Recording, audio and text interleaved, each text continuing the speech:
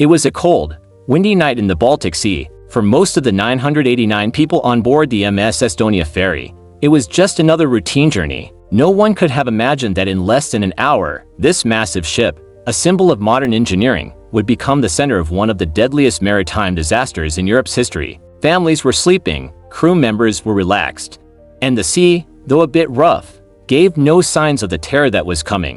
What happened that night still haunts survivors: a single design flaw, a series of desperate moments, and a tragedy that changed maritime safety forever. The MS Estonia wasn't just any ship. Built in 1980, she was considered one of the safest and most modern passenger ferries of her time. She could carry more than 2,000 tons of cargo, and hundreds of passengers traveled with her weekly between Tallinn, Estonia, and Stockholm, Sweden. The ferry industry in the Baltic region was booming in the early 1990s. Traveling by ferry was cheap, comfortable, and seen as a safe alternative to air travel. The MS Estonia had made the same trip hundreds of times without any issues. On the night of September 27, 1994, the ship left the port of Tallinn at around 7 p.m. The atmosphere on board was light and cheerful. There were families, tourists, business travelers, and crew members who had made this trip countless times. Among the passengers were couples on vacation, truck drivers delivering goods, and workers returning home. The ship's crew was experienced and confident. No one had any reason to worry,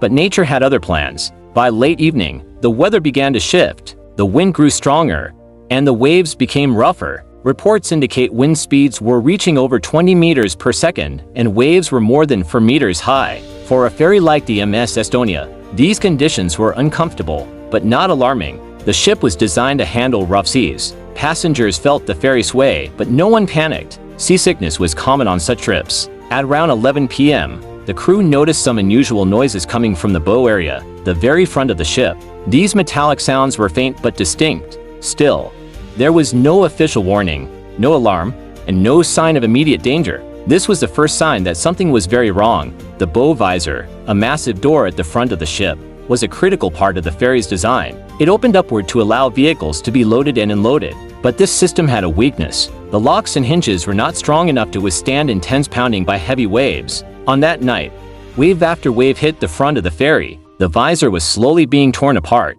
This wasn't the first time this design flaw had shown itself. In fact, other ships of similar design had faced similar problems in the past. But those warnings were ignored. Around 12 o'clock a.m., passengers began hearing loud bangs from the front of the ship. Crew members rushed to check, but within minutes, the visor was ripped off completely by the force of the sea. Water gushed into the car deck, a wide open space beneath the passenger decks. The car deck was the worst place for water to enter. It had no internal barriers. As water rushed in, it spread rapidly. Within minutes, the ship's stability was compromised. Passengers who were awake felt the ferry tilt. Many thought it was just a big wave, but when it didn't return to its normal position, panic began to spread. Alarms finally sounded. Crew members tried to close internal doors and instruct passengers to put on life jackets. But the ship was already leaning heavily. People struggled to move through the tilted hallways. Cabin doors were stuck. Elevators stopped working. Lights flickered as water reached electrical systems. Some passengers rushed to the decks, but powerful winds and freezing rain made it nearly impossible to stay upright.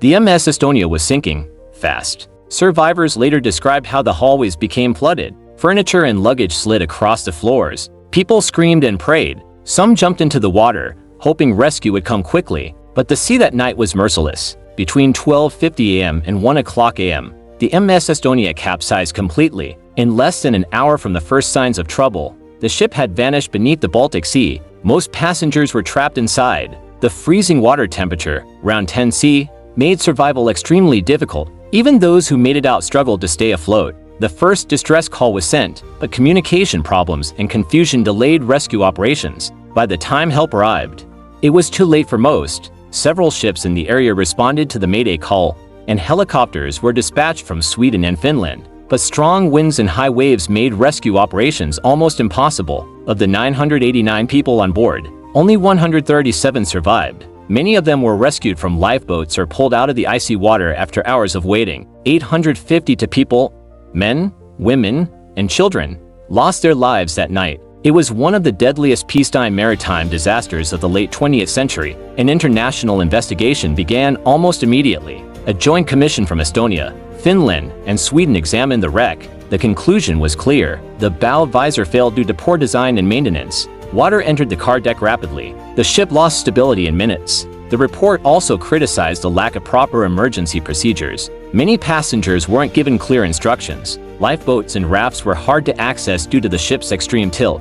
The tragedy led to massive changes in ferry safety regulations across Europe. Strengthened bow doors, improved alarm systems, and stricter inspection procedures were introduced. Behind the numbers were real people, families, friends, children. One survivor recalled how he and his wife ran toward the deck together. A wave separated them. She was never seen again. Another man described how he floated for hours in freezing water, surrounded by darkness and silence, listening to distant cries for help fade one by one. Many victims were never recovered. Their loved ones had to live with unanswered questions. For them, the MS Estonia wasn't just a shipwreck.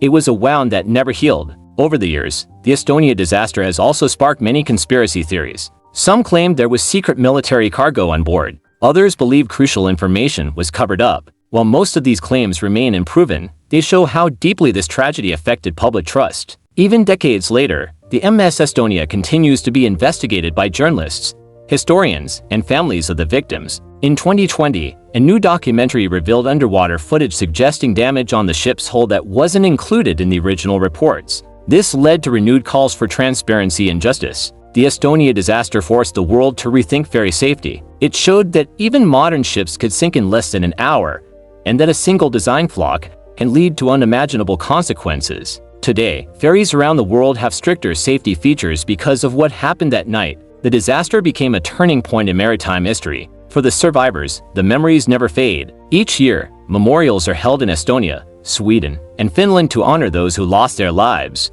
A calm sea, a trusted ship, a silent flaw. What began as a routine journey ended as a nightmare for hundreds of families. The sinking of the MS Estonia remains a chilling reminder that the ocean gives no second chances. And sometimes, the greatest dangers are the ones we can't see. If you want to uncover more real-life disasters and the lessons they left behind, don't forget to subscribe. Your support helps keep these stories alive.